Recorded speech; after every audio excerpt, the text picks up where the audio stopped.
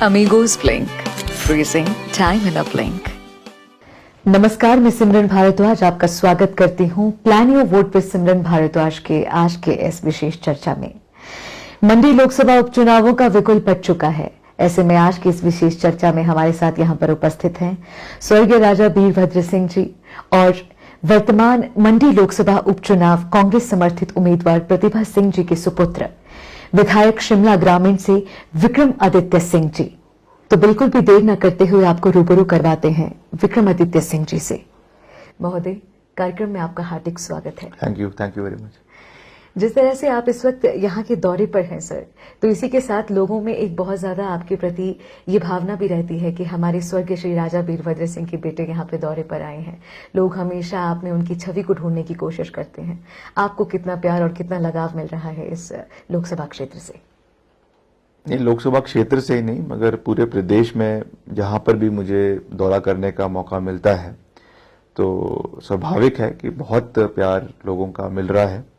पीछे हमने कई विधानसभा क्षेत्र के दौरे किए, करसोग का, आनी का, मंडी का, और लोगों का जो जन सैलाब उमड़ा है वो निश्चित तौर से उनका प्यार जो है वो स्वर्गीय वीरभद्र सिंह जी के प्रति है और उनका जो एक जीवन शैली रही है वो आपके सामने है, प्रदेश के लोगों के सामने है। एक ओपन बुक है, खुली किताब है, जिसमें उन्होंने हमेशा 60 साल के राजनीतिक जीवन में लोगों को जोड़ने का काम किया।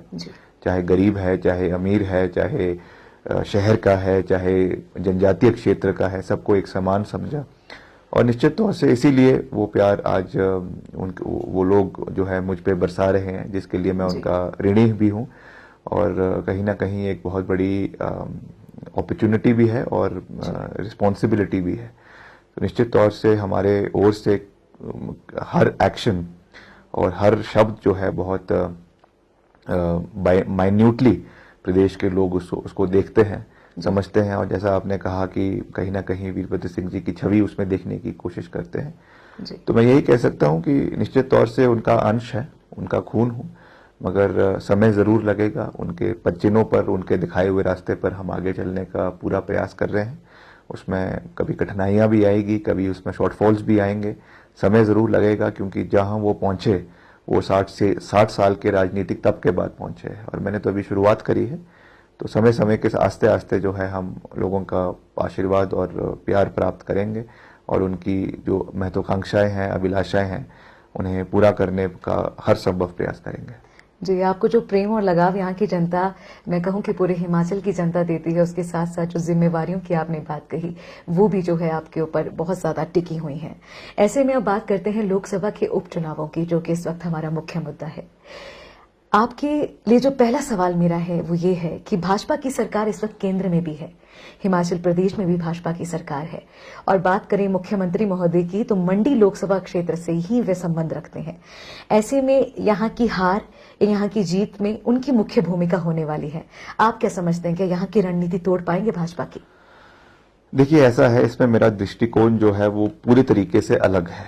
पहली बात तो ये चुनाव या कोई भी चुनाव किसी व्यक्ति विशेष का नहीं होता, ना तो वो मुख्यमंत्री का होता है, ना किसी मंत्री का होता है, ना ही वो जो कैंडिडेट वहां से है उनका चुनाव होता है। आज अगर ये चुनाव ना तो प्रतिभा सिंह जी का है, ना ये चुनाव जो भाजपा के प्रत्याशी ब्रिगेडियर ठाकुर साहब उनके है, ये चुनाव हिमाचल प्रदेश का और खास रूप से अभी मंडी संसदीय क्षेत्र के लोगों का है। उनके मुद्दे कहीं ना कहीं ऐसा ना हो कि हम व्यक्ति विशेष की बात करते करते लोगों के मुद्दे जो है वो बॉर्न हो जाए, और आज कहीं ना कहीं हमें ऐसा होता हुआ दिख रहा है। आज महंगाई के बारे में कौन बात कर रहा है, आज बेरोजगारी के बारे में कौन बात कर रहा है, आज जो सड़कें, जो दुर्गम परिस्थिति आज सड़कों की मंडी संसदीय क्षेत्र के अंदर है, मंडी शहर के अंदर है, आज उसके बारे में कौन बात कर रहा है। आज केवल ये बयान दिए जा रहे हैं कि मंडी हमारी है, दूसरा कहता है कि मंडी हमारी है। ये कोई रसाकसी का मैच नहीं है, ये लोगों का भविष्य की बात है, प्रदेश के क्षेत्र के लोगों के भविष्य की बात है। और मेरा इसमें यही कहना है कि मेरा इसमें मुख्यमंत्री जी से भी ये निवेदन आपके माध्यम से रहेगा और नेताओं से भी ये निवेदन रहेगा कि इसको कृपया करके व्यक्ति विशेष का चुनाव या बैटल ऑफ ईगो इसको ना बनाएं, इसको आप मुद्दों के ऊपर आधारित रखें।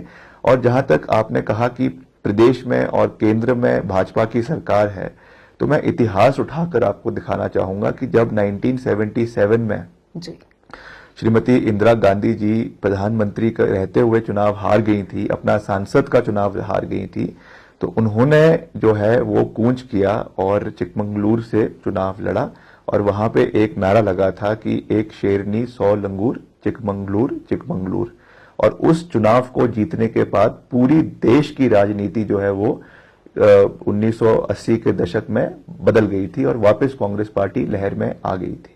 जी तो उपचुनाव की क्या महत्व होता है, वो इतिहास उस बात का गवाह है।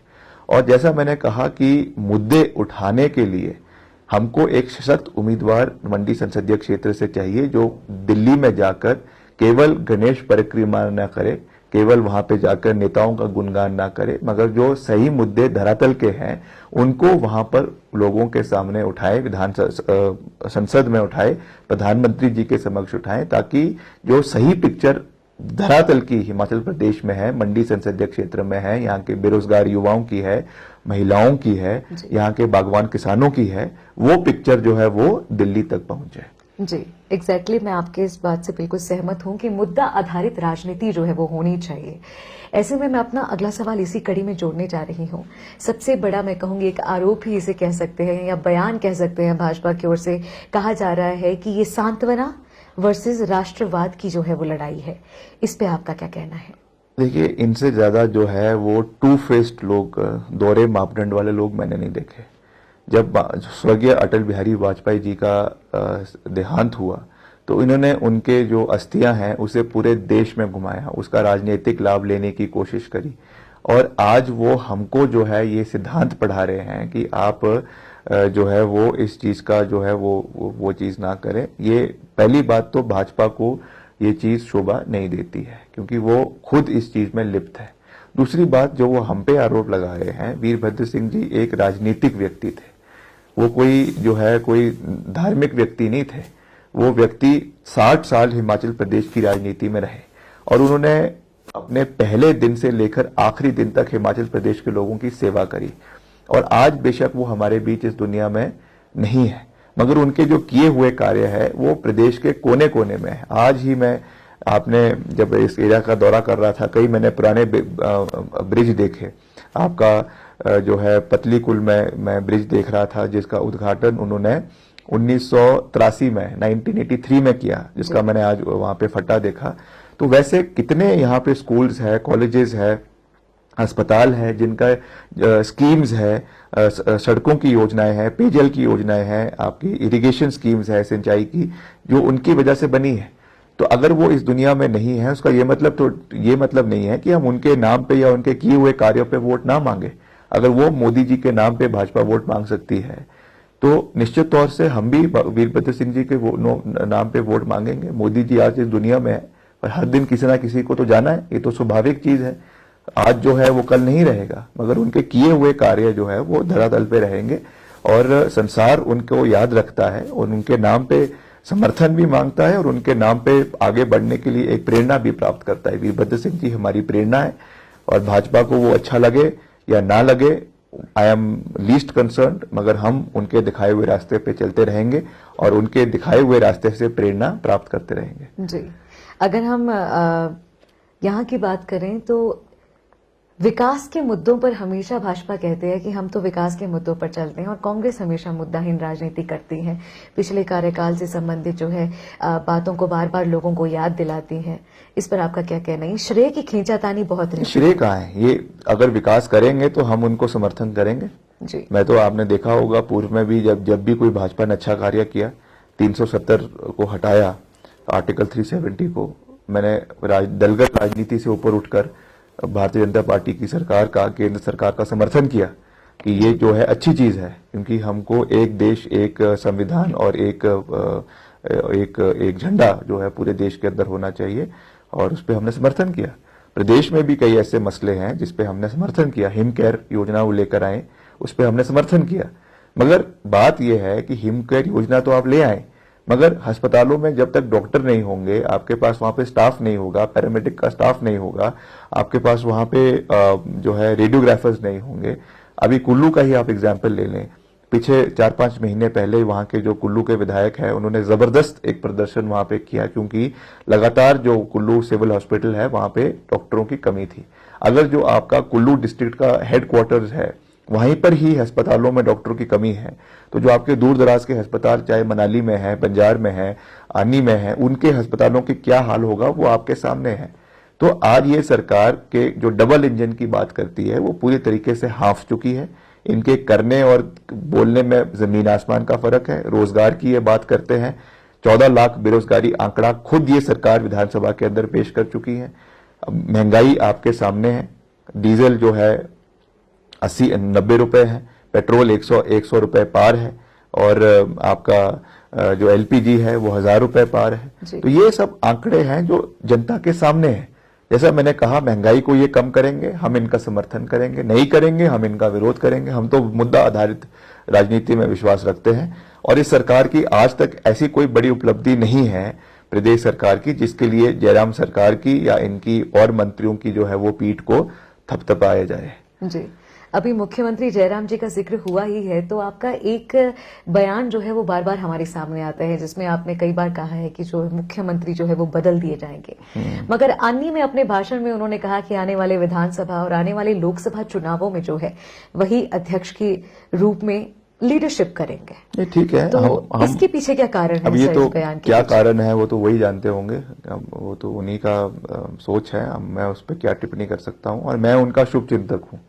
ऐसा नहीं है कि हमारा कोई व्यक्तिगत कोई दुश्मनी है या हमने कोई जमीन बांटनी है। हमारा जो विरोध है वो केवल मुद्दों के ऊपर विरोध है, और वो प्रदेश के मुख्यमंत्री रहे, चुने हुए व्यक्ति हैं, 5 बारी के विधायक है, वरिष्ठ नेता हैं। हम उनका व्यक्तिगत रूप से मान सम्मान करते हैं, मगर निश्चित तौर से जो कमियां सरकार की है उसको हम उजागर करते रहेंगे। और वो तो हमने केवल एक टिप्पणी जो व्यवस्था भारतीय जनता पार्टी के अंदर और राज्यों में बनी हुई थी, उत्तराखंड में हमने देखी, गुजरात में हमने देखी, कर्नाटक में हमने देखी, तो उसी परिप्रेक्ष्य में हमने ये बात जो है वो हिमाचल प्रदेश में कही थी। मगर कहीं ना कहीं राजनीति में दिन रात क्या हो जाए कुछ पता नहीं लगता। वो चीज कांग्रेस के अंदर हो गई, और कांग्रेस के ही मुख्यमंत्री जो है वो आपके पंजाब के अंदर बदल दिए गए। तो वो तो ऐसा एक लाइटर वेन में बात की गई थी, उसका इतना कोई सीरियस इशू नहीं है। मगर I wish him all the best, he is a good chief minister. मैं उनको अपनी शुभकामनाएं देता हूं, और मैं ईश्वर से कामना करता हूं कि वो अपना जो टर्म है, उसे बचा हुआ टर्म है, उसे कंप्लीट करें, मगर भविष्य की भविष्यवाणी ना करें। 22 के चुनावों में क्या होना है वो जनता तय करेगी। उसके बाद उनको मुख्यमंत्री रहना है या ना रहना है, that is for the people of Himachal Pradesh to decide.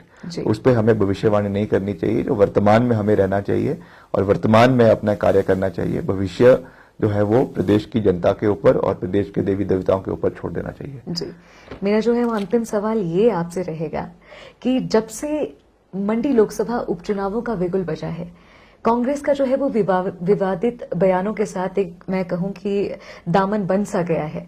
अगर हम बात करें तो कुछ दिन पहले आपका एक वीडियो बहुत ज्यादा वायरल हुआ था जिसमें अध्यापकों के प्रति आपने जो है कुछ उसमें कहा था, उस वीडियो में ऐसा दर्शाया गया था। और हाल ही में आज प्रतिभा सिंह जी का भी एक बयान जो है वो बहुत ज्यादा फेसबुक पे, हम कहें सोशल मीडिया पे वायरल हो रहा है, जिसमें उन्होंने कारगिल युद्ध के बारे में कुछ कहा है।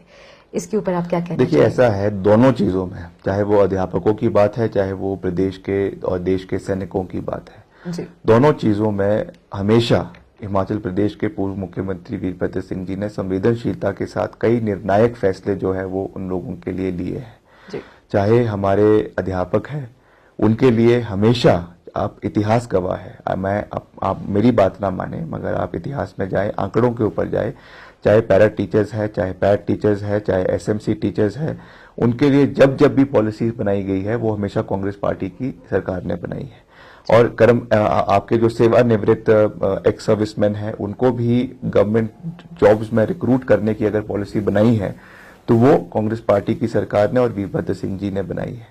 हमारे बयान को तोड़ मरोड़ कर पेश करना ये भारतीय जनता पार्टी की पुरानी आदत है, और इनका IT cell Bharatiya Janata party का दिन रात ये काम करता है कि कोई हमारा ऐसा बयान निकले जिसको ये जो है तोड़ मरोड़ कर जनता के बीच पेश करने की कोशिश करे। मैं तो उनके आईटी सेल को उनसे विनम्र निवेदन करना चाहूंगा कि जितना समय आप हमारे बयान पर देते हैं और उसको जो है एडिट करने पे देते हैं, उसका अगर 5% भी आप प्रदेश हित में और प्रदेश के मसलों को उजागर करने में दें तो आज जयराम सरकार की ये हाल और ये दुर्दशा हिमाचल प्रदेश के अंदर नहीं होती। मैं ये क्लियर करना चाहता हूं आपके चैनल के माध्यम से अंत में that we stand with the people of Himachal Pradesh, we stand with the employees of Himachal Pradesh, we stand with the teachers of Himachal Pradesh and we stand with the ex servicemen of Himachal Pradesh. मेरे पिताजी हमेशा से एक राष्ट्रवादी नेता रहे, उन्होंने हमेशा देश हित के लिए कार्य किया, प्रदेश हित के लिए कार्य किया और वही खून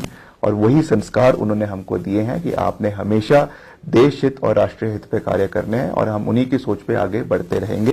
जो ये प्रोपोगेंडा करने वाले लोग हैं उनसे हम डरने वाले नहीं हैं।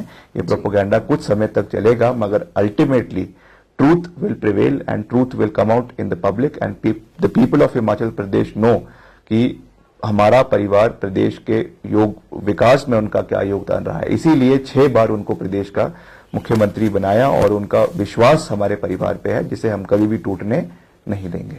जी, इसी के साथ एक और सवाल सोशल मीडिया पर बहुत इन दिनों चल रहा है। कन्हैया कुमार जी को स्टार प्रचारक बनाकर कांग्रेस का जो है वो प्रदेश में भेजा गया है। ऐसे में अगर थोड़ा सा पीछे जाएं तो उनके ऊपर आरोप जो है वो हमेशा कुछ अलग तरीके के लगते रहे हैं, तो इसमें आपका क्या कहना है कि आपके लिए जीत का रास्ता बनाएगा उनका? इस पे मैं कोई टिप्पणी नहीं करना चाहूंगा और ये जो हमारी आला कमान है उनका ये फैसला था कि उन्होंने उनको पार्टी में लिया है और पार्टी में इंडक्ट किया है, किस सोच के साथ किया है, क्या उसके पीछे समीकरण थे, वो कांग्रेस पार्टी की जो थिंक टैंक है वही उसके बारे में अपना जवाब दे सकती है। मगर हिमाचल के परिप्रेक्ष्य में बहुत सी चीजें बहुत अलग है क्योंकि हिमाचल प्रदेश देवभूमि के साथ साथ जो है एक वीर भूमि भी है और यहाँ पे बहुत से एक्स सर्विसमैन हैं, जो चाहे हमारा कांगड़ा का एरिया है, हमीरपुर का एरिया है, सिरमौर का एरिया है और हर युद्ध 65 से लेकर 71 से लेकर जितने इंकर्जन्स हुए हैं टिल कारगिल हमारे योद्धाओं ने, हिमाचल प्रदेश के जवानों ने अपना जो है जान की बाजी लगाते हुए देश की सेवा करी है। तो निश्चित तौर से we are a nationalistic state, इसमें कोई दो राय नहीं है, मगर हमें हर चीज के लिए संवेदनशील होने की आवश्यकता है और पर यह भी नहीं है कि भारतीय जनता पार्टी ने ही जो है वो राष्ट्रवादिता का ठेका उठाया हुआ है, ये भी बिल्कुल गलत परसेप्शन है। आर्मी जैसा मैंने कहा इट इज डिफेंस फोर्स और उसको राजनीति से बिल्कुल अलग रखने की आवश्यकता है।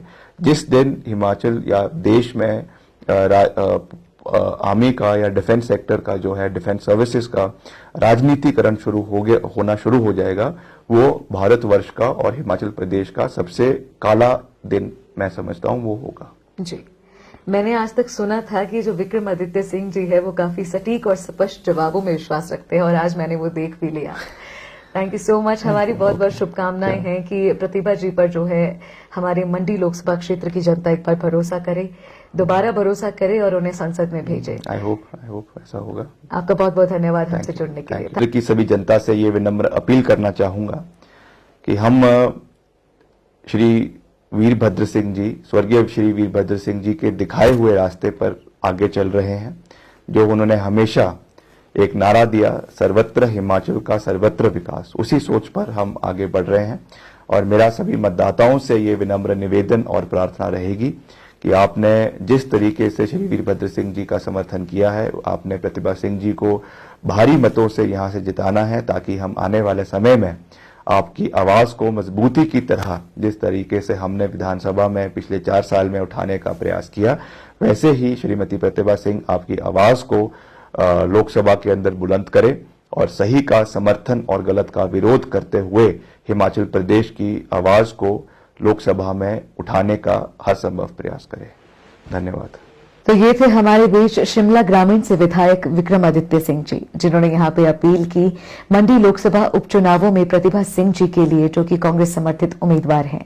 आज आपने इनके विचारों को यहाँ पर विस्तार में सुना कि ये क्या सोच लेकर आए हैं। देखिए, फैसला चाहे जो भी हो पर वोट जरूर दीजिएगा। अमीगोस ब्लिंक को ऐसे ही प्यार देते रहिए। इंस्टाग्राम पे हमें कीजिए फॉलो और यूट्यूब पे कीजिए सब्सक्राइब। फेसबुक पे इस इंटरव्यू को ज्यादा से ज्यादा शेयर कीजिएगा और मदद कीजिएगा सही चुनने में। तब तक के लिए मुझे दीजिए इजाजत। जय हिंद, जय भारत, नमस्कार।